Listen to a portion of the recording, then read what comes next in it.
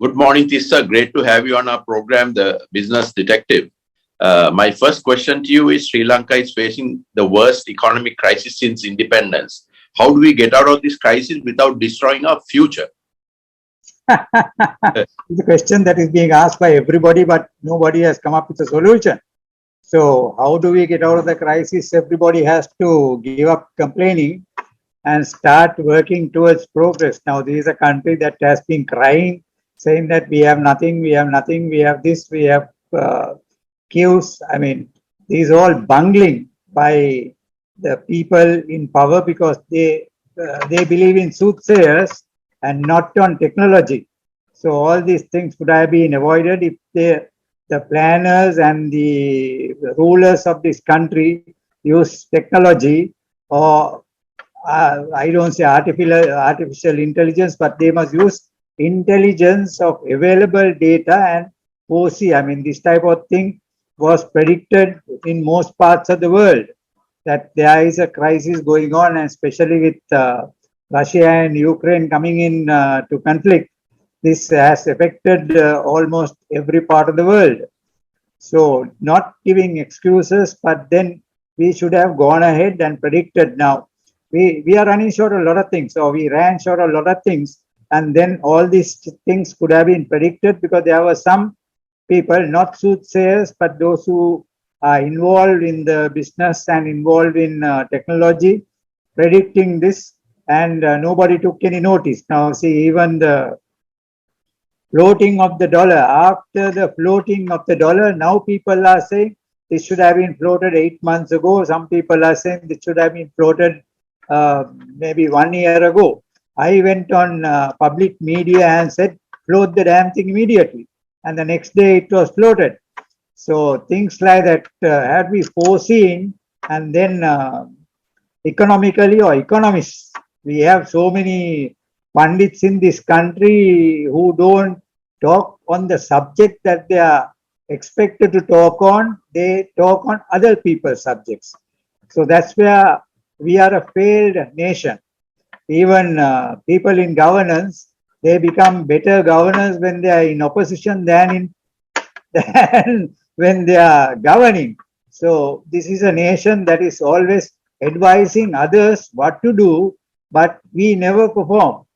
So that's where we have lost. I mean, I have quoted many times that there is a singular saying that we lift our cloth and run. But this shouldn't be the case. We shouldn't be running. We should be stable and then go ahead using our knowledge. Now, see, your topic is also education. Now, I mean, education is useless unless there is knowledge. And then people who are educated also should be able to share their knowledge by predicting the future. Now, we are very famous for talking of our past 2,500-year-old history. But if you take the recent history for the last 70 odd years of this country, we were a progressive country. When we got independence, we were the best in this part of the world next to Japan. But what happened? We got independence in 48. By 1949, we were moving towards destruction. By 1960, from the first world, we have got to the second world. From 65, we were moving very fast into the third world. So we are still, categorized. Now we are worse. We are worse than a third world country now. We are short. And then people or our neighbors, I have quoted that before also, our neighbors who were below us have now gone and overtaken us. Now, I don't know how this index of happiness has been quoted. Sri Lanka has moved 2 ranks up. But if they do a recent survey and listen to the public feeling is totally negative. Now, I have also quoted that now you and I are both in business, Dinesh. We go on the median line. We have a negative, say, like going 20 points down, and we have a positive, which is 100 points up. And then we have the median line 0. So when we are going up, everybody is happy. But when say, for example, if we are about 25% above the median line and it becomes 20, we should, have an amber light, do correction. Now, we don't have this. Now, there is always the forward planning, current, and then there is also data of the past that is available. So data of the past should be taken into consideration in moving forward. We don't take the data of the past to our projections, but we talk of the past. That should be stopped. We should be talking of the future. Now, even now, we have a big crisis in this country. Now, we were going to depend on tourism. Even people who are not connected with tourism were predicting that we should have more tourists coming in. We are talking about the Russian and the Ukrainian conflict. Well, yes, we have tourists from Russia and Ukraine coming in, but this country depended on the European tourists, we depended on the British tourists, and to a certain extent on Japan and also USA. Now, we are not talking to those markets. We are looking at this third class. I am not criticizing or I am not condemning any country, but we are looking at now, I did a tour. I think I told you, Dinesh, that I did a tour all the way from Yala to Jaffna because my family suddenly decided to come down and I visited, toured 12 days, right? Not around the country, but from entire southern coast all the way up to Jaffna. And then I found a lot of tourists there. But if you take the four stars and the 5 stars, they are running low occupancy. But then if you take the 3, 2, 1 and no star, they are running full because these guys are staying in the $15 places and eating at, there are guys who eat, roast pang and gravy.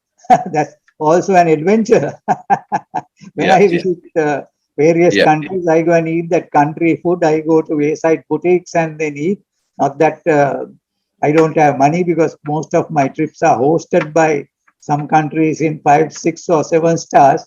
And then I like to go out and eat their food because I mingle with the people. I sometimes pick their language. I talk to them. Well, smile is something that works all over the world. So we are famous for smiling, but then are we really genuine in our smile? It must come from the heart, right? It's so not, I'll stop you there. Steve, because I have another few important other questions. My second question to you is, you have been a chamber president for more than a decade, right? Has the chambers fulfilled their role? You're also a chamber president. I mean, I have been president of many chambers, but then it all depends on what your target focus is now. I have been president of international, I'm not talking about the International Chamber of Commerce, but big chambers. I don't want to quote them. I was quoted on TV also, but we had a target focus. So chambers should be focused in upbringing the business.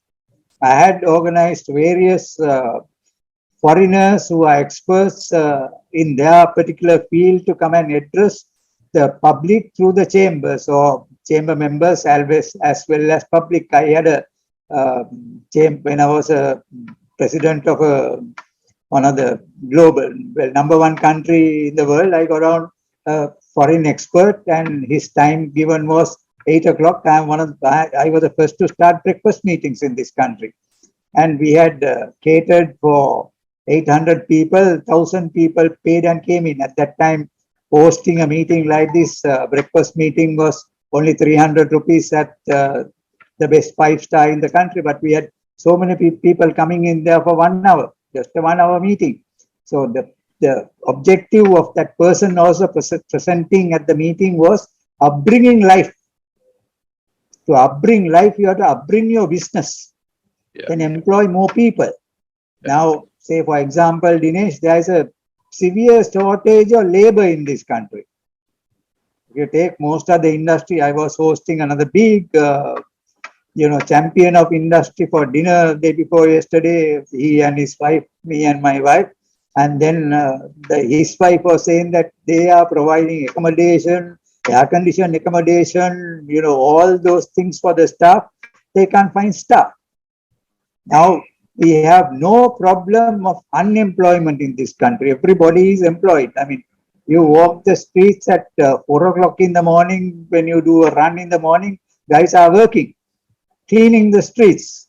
And then, all the Kudukaryas in the surrounding is now employed. There are plenty of employment and they make over 1,000 rupees for a day.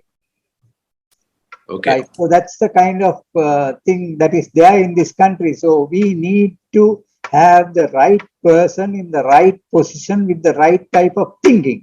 Okay. Tissa, my next question to you is you are one of the promoters of the Joint Business Forum. What role can they play in this current crisis? Joint Business Forum was made very active when I was there, and then Mahendra Amarasuriya was the president of or chairman of a certain chamber, and we went all the way in getting ideas from all the chamber presidents and projecting it to the government on progress. So that kind of thing has to be done now. I have, most of our chamber presidents take the position and they wag tails to governments. No, that should stop. They should be in a position, as I said earlier, predict what is going to happen and then instruct and inform and make the governments understand where we are heading.